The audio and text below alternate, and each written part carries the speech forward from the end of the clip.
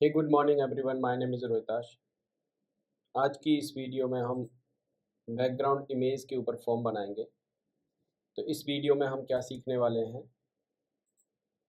इस वीडियो में हम बेसिकली बैकग्राउंड इमेज वाला टैग सही तरीके से यूज़ करना सीखेंगे और position relative and position absolute सीखेंगे।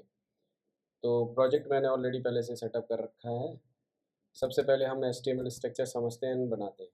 तो HTML structure as per this design, सबसे पहले H1 टैग है। तो हम सिंपल सा एक कंटेनर ले लेंगे, div dot container.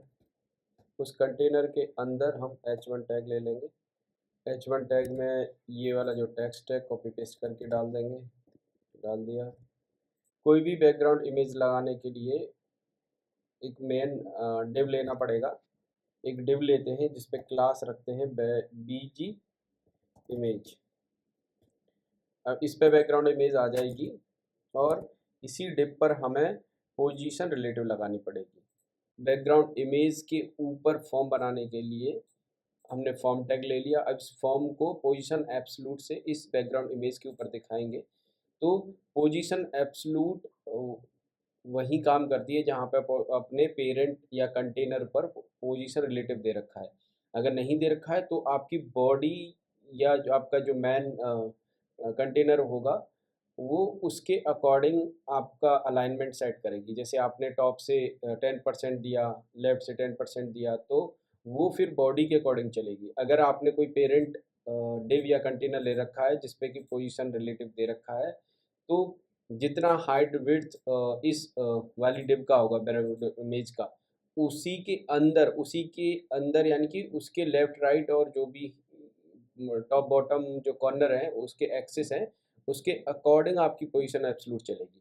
For example हम दिखाते हैं। सबसे पहले मैं इसको फॉर्म को क्रिएट कर लेता हूँ। तो यहाँ पे H1 टैग में लिखा हुआ है लॉगिन। तो ये लॉगिन बना लिया। इसके बाद सिंपल लेबल बनाओ। Label button is equal to submit. तो ये हमारा HTML स्ट्रक्चर बन करके रेडी है। अगर यहाँ रिफ्रेश करेंगे तो हमारा HTML स्ट्रक्चर प्रॉपर बन चुका है। Position relative and position absolute कैसे काम करती है? पोजीशन रिलेटिवली काम करती है। लेट सपोज एक डिव है, अगर ये यहाँ है, अगर इस पर पोजीशन रिलेटिव देंगे और लेफ्ट से अगर 10 पिक्सल या 10% अगर खिसकाएंगे तो वो यहीं से इधर खिसक जाएगी left side. But position absolute कैसे काम करती है? पोजीशन एब्सोल्यूट अपने पेरेंट के बेस पे काम करती है। तो वो पोजीशन एब्सोल्यूट यूज़ करने के लिए हमेशा पेरेंट पर पोजीशन रिलेटिव का यूज़ करो। तो उस रिलेटिव जो पोजीशन है उसकी, मतलब उस कंटेनर की जो रिलेटिव पोजीशन है उसके अकॉर्डिंग पोजीशन एब्सोल्यूट काम करेगी। फॉर एग्जांपल ये मैन कंटेनर है ब्लू वाला मैन कंटेनर।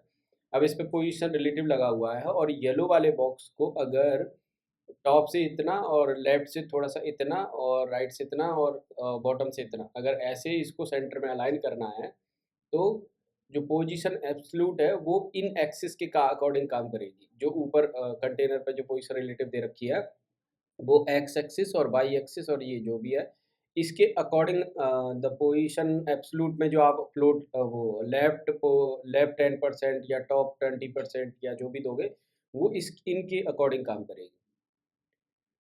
अब एक और एग्जांपल लेते हैं। अगर हमें इस ग्रीन वाले या इस रेड वाले बॉक्स को पोजीशन एब्सोल्यूट दे करके इसके ऊपर लाना है, तो जब आप इसको पोजीशन एब्सोल्यूट दोगे तो जो लेफ्ट और टॉप बॉटम लगाओगे तो वो आपकी पोजीशन ये वाली पोजीशन रिलेटिव कहाँ दे रखी है? मेन कंटेनर पे दे रखी है। तो मेन कंटेनर की बेस पर ये रिलेटिव पोजीशन काम करेगी, तब इसके ऊपर ये यहाँ पे आएगी।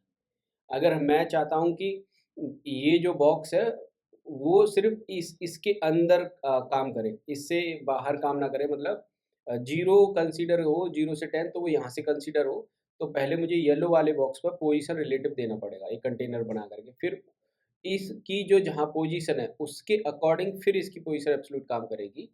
तो मतलब इसके एक्सेस एक्सेस फॉर एग्जांपल एक मेन्यू होता है, मेन्यू के अंदर सब मेन्यू होता है, तो सब मेन्यू जो पोजीशन एब्सोल्यूट से हम बनाते हैं तो वो कैसे काम करता है? क्योंकि मेन्यू की जो पेरेंट डिव होती है वहाँ पे हमने पोजीशन रिलेटिव दे रखी होती है, तो उस रिलेटिव पोजीशन के बेस पे ही पोजीशन एब्सोल्यूट के जो एक्सेस हैं जैसे लेफ्ट टॉप बॉटम वो काम करते हैं। इस फॉर्म को डिजाइन करने के लिए सबसे पहले हम यूनिवर्सल सेलेक्टर पर margin left right top bottom 0 कर लेते हैं। तो हमने एस्ट्रिक लगाया और लिखा margin 0 box sizing border box, ये काम हमारा हो गया। उसके बाद में हम ब्राउज़र पे जाएंगे, ब्राउज़र पे जा कर के रिफ़्रेश करेंगे और यहाँ पर इंस्पेक्ट एलिमेंट करके सारी CSS लगा के देखेंगे। इसको ऐसे ही रहने देते हैं। From on the hero image BG image पर बैकग्राउंड इमेज लगा लेते हैं। तो इस क्लास पर बैकग्राउंड इमेज लगा लेते हैं। तो बैकग्राउंड लगाने के लिए इसको यहाँ से कट करके यहाँ पेस्ट कर देते हैं, इसको डिलीट कर देते हैं। अब बैकग्राउंड इमेज में और प्रॉपर्टी होती है जैसे बैकग्राउंड रिपीट, तो इसमें लिखेंगे नो रिपीट। और होता है बैकग्राउंड साइज, इसमें लिखेंगे कवर।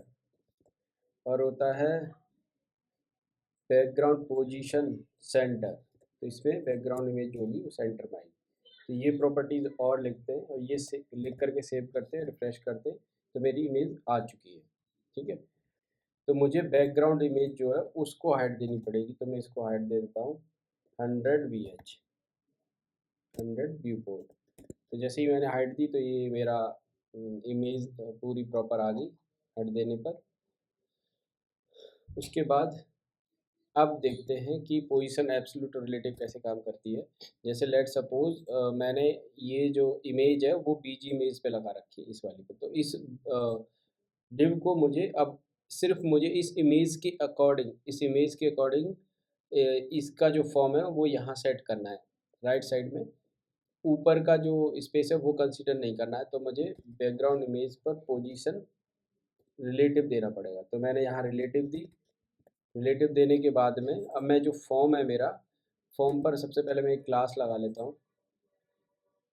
क्लास का नाम रख लेता हूँ फॉर्म CL। ठीक है, तो जो मेरी फॉर्म CL है, अब मेरी जो फॉर्म CL है इस पे मैं दूंगा पोजीशन एब्सोल्यूट।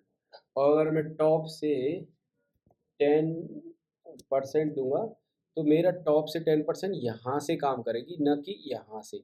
ये डिफरेंस होता है।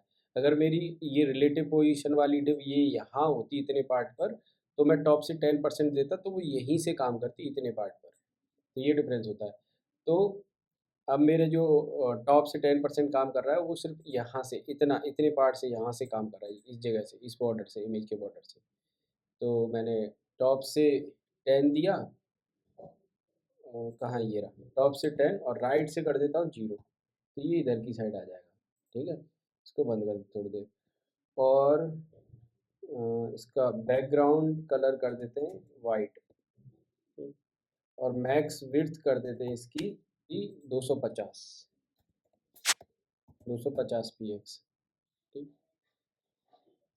अब इधर जाके चेक करते हैं डिजाइन में, इधर से थोड़ी सी गैपिंग है तो क्या करते हैं इधर से राइट से थोड़ा सा बढ़ा देते हैं। राइट से कर देते हैं हम 10 ओके 2% कर देते हैं। ठीक है, अब इस CSS को पहले हम कॉपी पेस्ट कर देते हैं इसमें CSS में, जिसका कि हमने रखा है फॉर्म CL रखा है। फॉर्म CL में कॉपी पेस्ट कर देते हैं, सेव करके रिफ्रेश करते हैं, ये आ गया। उसके बाद में अब इस फॉर्म की डिजाइनिंग करते हैं। इस फॉर्म में जैसे अगर हम देखेंगे तो ऊपर से इसमें लेफ़्ट से राइट से चारों तरफ से टॉप से ज़्यादा है, बाकी के इधर से मार्जिन कम है। तो इसमें क्या करते हैं हम, सबसे पहले पैडिंग देते हैं इसमें। पैडिंग टॉप दे देते हैं आपका 40 px। ठीक है, पैडिंग लेफ़्ट दे देते हैं 20 px। पैडिंग राइट दे देते हैं 20 px। और पैडिंग बॉटम दे देते हैं 20 px। ये देने के बाद में इसको कॉपी पेस्ट करके यहाँ लिख देते हैं CSS में। CSS में लिखने के बाद में अगर हम यहाँ रिफ्रेश करेंगे तो ये यहाँ आ जाएगा। अब आते हैं H1 टैग पर। तो फॉर्म CL का जो H1 टैग है उस पर नीचे मार्जिन दे रखा है, तो हम क्या करेंगे, फॉर्म CL का जो H1 टैग है उस पर मार्जिन दे देंगे 15px। ये देखो, ठीक।